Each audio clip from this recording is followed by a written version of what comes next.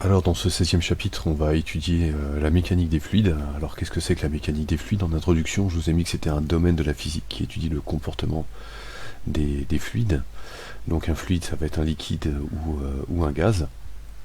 Donc c'est une partie de la physique qui est importante, car comme je vous l'ai noté, on vit entouré de fluides, donc l'atmosphère est un fluide gazeux. Les océans sont eux des fluides liquides, qui sont animés de nombreux courants qu'il est intéressant de savoir modéliser. Donc en fait la mécanique des fluides, c'est la partie de la physique qui s'occupe de tout ça. Alors, donc dans la première partie de ce chapitre, on va étudier d'abord la poussée d'Archimède, donc qui est la force qu'exerce un fluide sur un système qui y est plongé. Donc on va d'abord faire des petits rappels de choses que vous avez vues en première. Donc rappel sur la statique des fluides incompressibles. Alors considérons un solide dans un fluide de pression uniforme. Donc je vais considérer que la pression est la même dans le fluide, c'est-à-dire que la variation d'altitude dans le fluide est assez faible pour que la variation de pression soit négligeable. Ce fluide va créer sur une surface du solide une force pressante perpendiculaire à cette surface, proportionnelle à la pression du fluide et à l'air de cette surface. Et cette force va être dirigée vers l'intérieur de mon solide.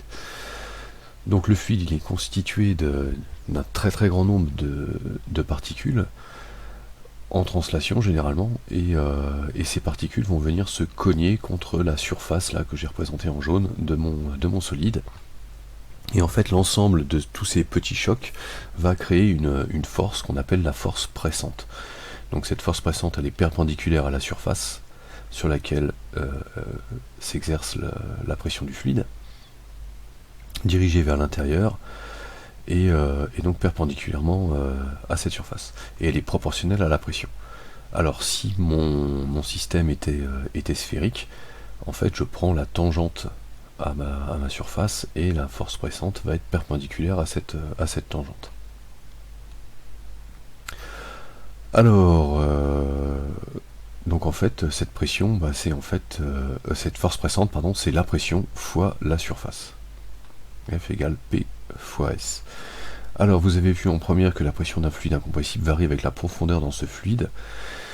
Donc la relation de la statique des fluides, c'est PA moins PB qui est égal à ρ du fluide, donc la masse volumique du fluide, fois G fois ZA fois ZB moins ZA.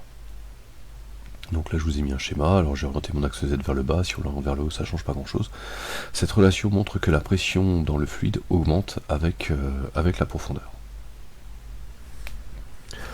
Alors c'est la combinaison de ces deux phénomènes qui va créer en fait la poussée d'Archimède.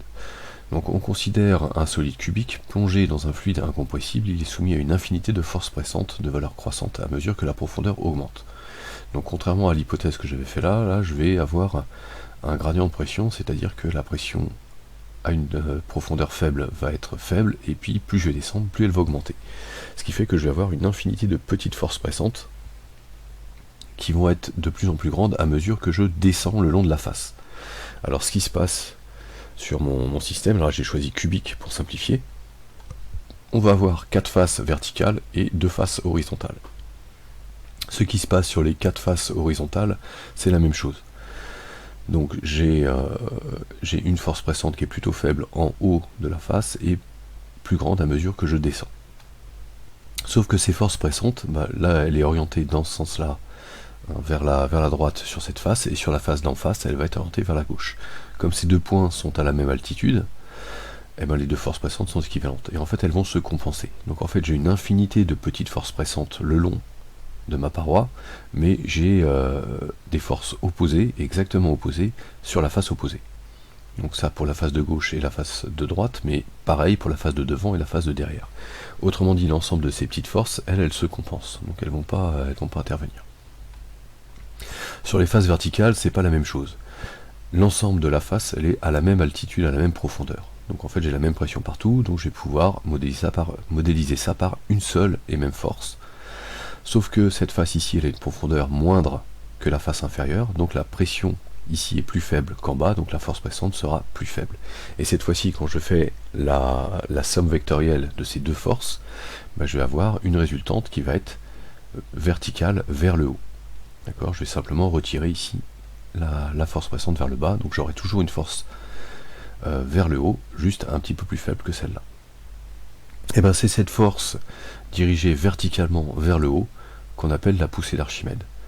Donc là, pour simplifier le problème, j'ai choisi un système qui est cubique, mais en fait ça marche pour un système de forme quelconque. Quelle que soit la forme du système, le raisonnement est exactement le même. Et donc j'ai observé une poussée d'Archimède. Alors, quelle est l'expression de cette poussée d'Archimède? Comment je la calcule? Donc tout corps immergé tout ou en partie dans un fluide subit de la part du fluide des actions mécaniques modélisées par une force verticale dirigée vers le haut de valeur égale au poids du volume de fluide déplacé. Donc en fait cette poussée d'Archimède, elle est égale au poids du volume de fluide déplacé. Alors que le système soit immergé entièrement, comme c'est le cas ici, ou seulement en partie, ça ne change rien. Ce qui m'intéresse, c'est le volume de fluide déplacé. Donc si le corps est immergé totalement, bah, le volume de fluide déplacé correspond au volume du corps. Donc là en fait, hein, mon espèce de ballon de rugby, il déplace un certain volume de fluide. Bah, le volume de fluide déplacé, bah, ça correspond au volume de mon ballon de rugby. S'il est qu'en partie immergé, bah, en fait le volume de fluide déplacé, c'est seulement cette partie ici, ce volume en rouge. Donc c'est seulement ce volume en rouge dont il va falloir que je calcule le poids et donc dont la valeur sera égale à celle de la poussée d'Archimède. Donc je vous ai mis les deux expressions, une expression qui est vectorielle, donc la poussée d'Archimède c'est moins m du fluide fois g, donc c'est le poids du fluide, hein, la masse du fluide déplacé fois g, la valeur de la pesanteur. Donc rappelez-vous, le vecteur petit g il pointe vers le bas, ma poussée d'Archimède elle pointe vers le haut, donc c'est pour ça qu'on a un signe moins ici. C'est juste pour une question de sens. Alors je peux exprimer la masse du fluide en fonction du volume de l'objet, enfin du volume du fluide déplacé, pardon, et de la masse volumique du fluide. Donc la masse, bah, c'est quoi? Bah, c'est ρ du fluide fois le volume. Donc j'obtiens que la poussée d'Archimède a pour expression moins ρ du fluide fois V fois G. Alors quand je veux calculer la valeur, donc je calcule la norme, j'enlève la flèche, ou alors je peux mettre une double barre verticale hein, qui correspond au symbole de la norme. Donc je vous avais expliqué que ce symbole il ressemblait à la valeur absolue, et que c'était pas tout à fait un hasard, parce que en fait quand je calcule la norme d'un vecteur, si j'ai un signe-moins, ce signe-moins en fait il m'indique simplement une question d'orientation de sens. Et quand je calcule la norme, bah, le sens je m'en occupe pas, moi, je veux juste la longueur de mon vecteur. Donc le signe moins, quand je calcule la norme de FA, il disparaît. De toute façon, on ne va pas se retrouver avec une norme négative, ça n'a pas de sens. Donc c'est la masse du fluide fois G, et donc ça correspond à ρ du fluide fois V fois G. Donc je vous ai ensuite mis à quoi correspondait chacun des termes, enfin bon, vous connaissez, et tout ça c'est exprimé dans les unités légales. Donc la poussée d'Archimède c'est en newton, la masse du fluide en kilogrammes, la masse volumique en kilogrammes par mètre cube, le volume du fluide déplacé en mètre cube, et G c'est l'intensité du champ de pesanteur, donc 9,8 mètres par seconde au carré, ou newton par kilogramme. Alors, grand 2, donc l'écoulement d'un fluide incompressible. Alors comme pour l'étude du gaz, où on avait étudié le gaz parfait en disant que voilà, il y avait des hypothèses simplificatrices, bah là pour étudier le fluide, on va faire là aussi des hypothèses simplificatrices qui vont nous permettre d'avoir des équations beaucoup plus simples, mais qui vont quand même donner des résultats qui seront conformes aux observations expérimentales. Alors quelles sont ces approximations, ces simplifications? Donc on va considérer que le fluide étudié est un fluide parfait. Alors ça veut dire quoi? Ça veut dire qu'il est non visqueux, donc dans lequel les forces de frottement sont négligées. Donc la viscosité d'un fluide, hein, c'est ce qui va faire qu'il va s'écouler, s'étaler plus ou moins facilement. C'est-à-dire que si vous prenez de l'eau, vous versez de l'eau sur une table, ça va s'étaler très très vite, parce que la viscosité est plutôt faible. Par contre, si vous renouvelez l'expérience avec du miel, vous faites couler du miel, bah, il va s'écouler doucement, et puis il va mettre du temps avant de s'étaler sur la table. Tout simplement parce qu'il a une viscosité qui est beaucoup plus importante. Parce qu'en fait, vous avez des forces de frottement entre les molécules qui constituent le fluide, et donc qui vont freiner le déplacement de ces molécules, et donc le changement de forme du fluide. Donc là on va considérer un fluide parfait, donc hop, on néglige les forces de frottement. Alors c'est pas scandaleux, hein, depuis qu'on fait de la mécanique, à chaque fois qu'il y a des forces de frottement, on les néglige allègrement, bah là c'est ce qu'on va continuer à faire. Alors on considérera que le fluide est incompressible et homogène. Donc incompressible, c'est qu'on ne peut pas le comprimer. Là aussi c'est pas une hypothèse qui est scandaleuse.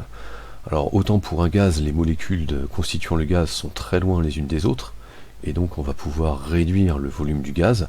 Autant pour un liquide, les molécules sont en contact les unes des autres, il y a très très peu d'espace libre entre les molécules, ce qui fait qu'il n'est pas compressible. Si vous prenez une seringue, vous mettez un gaz à l'intérieur, vous bouchez l'extrémité de la seringue, vous appuyez sur le piston, vous allez pouvoir déplacer le piston et comprimer le gaz. Par contre, si vous refaites l'expérience en remplaçant le gaz par de l'eau, bah vous pouvez appuyer aussi fort que vous voudrez, le piston ne va pas bouger d'1 millimètre.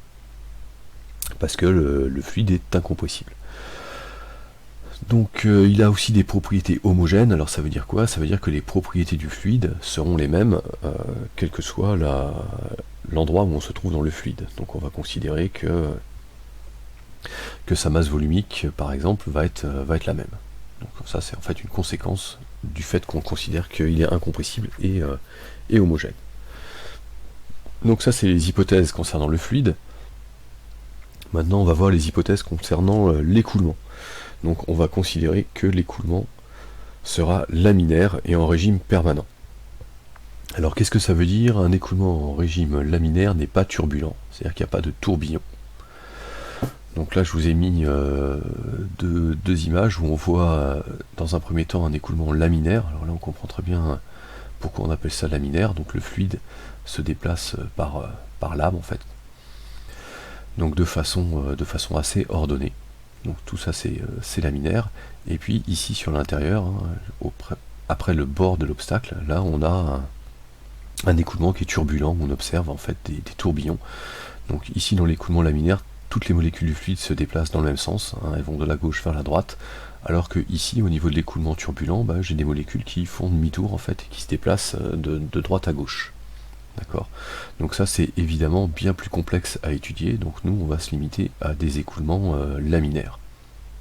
Donc à côté vous avez un peu la même chose. Donc là cette fois-ci c'est une fumée de cigarette. Donc au début les particules montent en suivant un écoulement laminaire, et puis tout d'un coup il commence à y avoir des turbulences, des tourbillons.